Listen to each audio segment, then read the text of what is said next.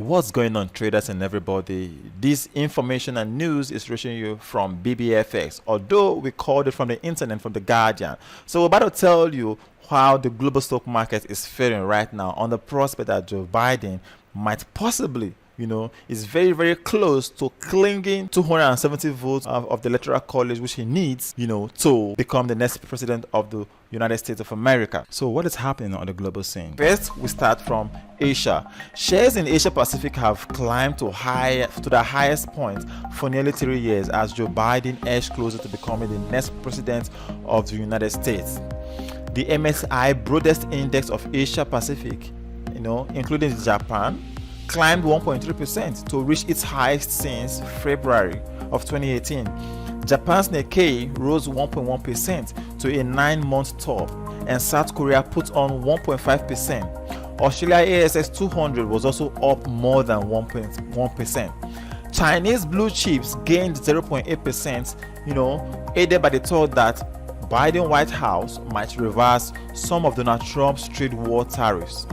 The FTSE 100 was expected to lift modestly on Thursday morning, while futures trade pointed to a similar 0.1% rise in the US benchmark S&P 500 index when trading resumes on Wall Street later on Thursday. The contest is not over, and President Trump will not go down without a fight. But financial markets are confident to price in a Biden presidency along with a Republican-controlled Senate, said Edward Moyer of Oanda. But although Biden appeared increasingly likely to win, the prospect of the Democrats taking the Senate dimmed, and some observers suggested that he would be hamstrung by the Republican majority in the upper house. A Biden win without full Senate support means less risk of regulation and higher corporate personal taxes, wrote analyst at Nomura in a note. Market reaction over the past 24 hours confirms this view, with the US 10-year yields declining sharply and US growth stocks outperforming on prospects of less economic aid. Technology and healthcare stocks duly led the charge higher overnight, while those leveraged to consumer demand lagged. With tech stocks accounting for such a large share of the indices, the S&P 500 gained 2.20% and the Nasdaq gained 3.85%. Bond markets, on the other hand, assumed a divided government would lead greatly to the reduction of the chance of debt funding spending on stimulus and infrastructure next year, and thus less bond supply.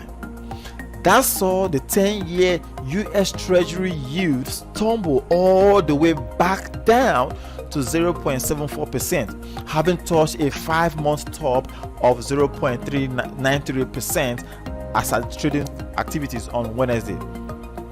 The overnight drop of 11 basis points was the largest single-day move since the COVID-19 market panic of March this year.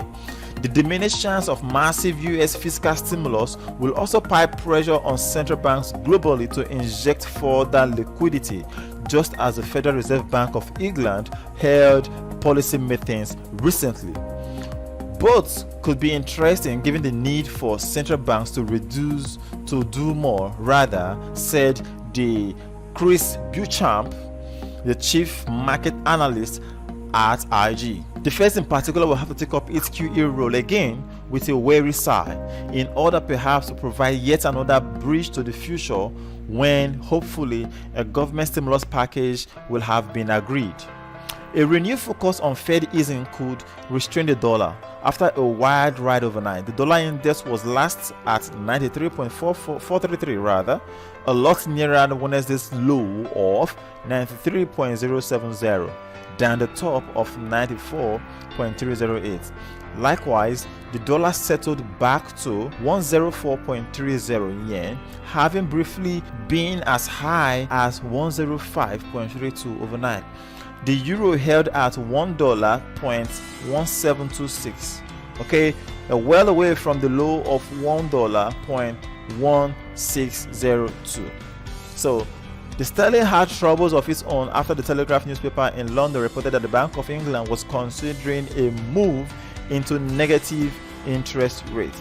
that left the pound flat at £1 to 1.2966, compared with an overnight peak of £1 to $1.3139. So friends, from the report, it shows that global stocks are doing great. The S&P is likely going to shoot up, as experts have also predicted. Now let's go and see what the experts said with regard to the S&P 500. Having seen that the global stock market is rising in Asia, in the other parts of the world, right?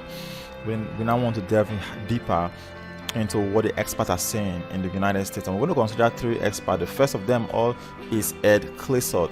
Now, Ed Clissold is the Ned Davis Research chief US strategist, okay, for the stock market. And for the first time, the research institute has turned bullish on the stock market, right? Why have they come to this conclusion? According to Ed Clissold, he said, "We've had a great run since the December lows, almost uninterrupted. Usually you get some sort of pullback after a big bottom like that." He said it usually happens around a month after the low, so we are a little bit late for that, so there's no pullback, right? So he went further to say that if you look within 6 months after a low, the average peak to true correction, yeah, right, is a little over 8%. That would take us around 2580 on the S&P, he said. I just emphasized that that's the average. We are going to focus on sentiment. See when we get to pessimism. If that happens above 2600, we may say that's enough. Despite Clissold's near-term cautiousness,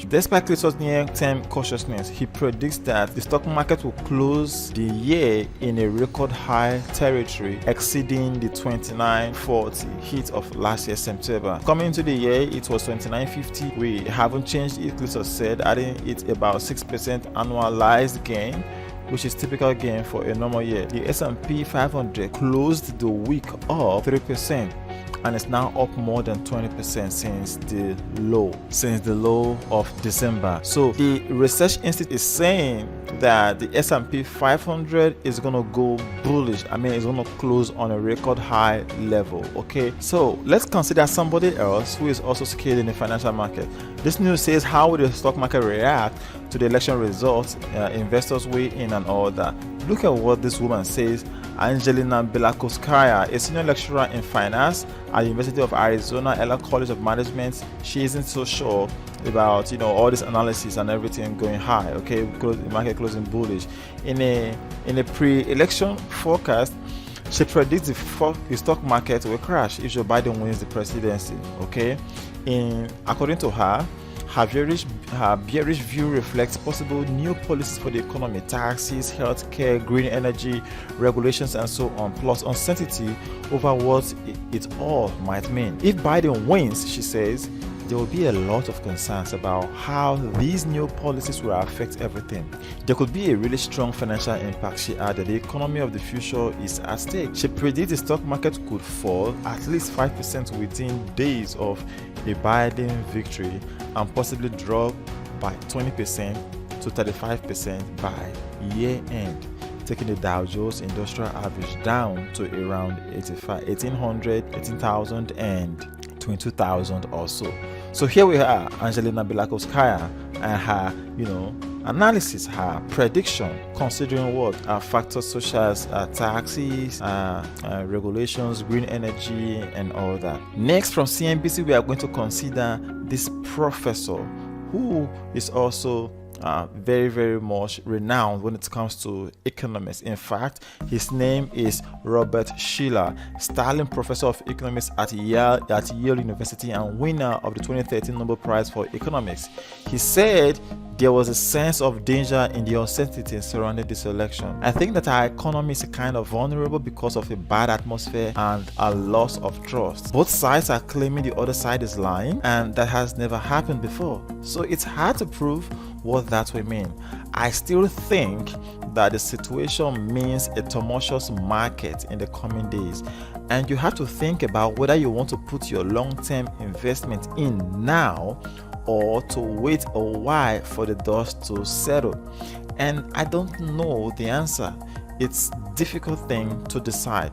So we see a renowned professor and a renowned economist saying he doesn't know the actual direction, but he thinks we should let the market settle before deciding either to go long or to go short. However, Ed Clissold, who predicted the plunge in 2019, is saying the market will close bullish. Still, another instructor in the University of Arizona, right, College of Management, is saying the market is gonna go down. So you see, from these three analysis, from the point of Ed Clissold, we are going bullish. From the point of Angelina, we are going bearish. And from the point of Robert Shiller, stay put. Let's go sideways. I mean, let's not even go sideways. Let's just stay back and watch the market. So friends, this is how the market is now. Right now, let's dive into the live chart to see what the market is doing. So the S&P 500, what do we see? Let's look at the daily time. From the daily time frame, we can see the market is so bullish, right?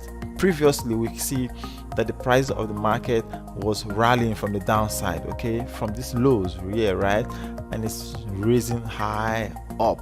This is the S&P 500 on the daily time chart, okay. And so we have areas of friction just ahead. We have area of resistance here, minor resistance, and we'll have major resistance at these levels right here. So will the market be able to break this minor resistance and trade higher? If you add Ed Clissold, he's telling you yes, that's gonna happen. However, if you ask Angelina Belowskaya, it will tell you nope, market will go down. However, if you ask Robert Shiller, he will tell you let's stay put and watch. So let's keep our hands crossed and see how the market plays out, how the S&P plays out. Right now it's very bullish. So friends, if you like this video analysis and the news we have just discussed, please smash the like button, subscribe if you haven't, and until next time, take care.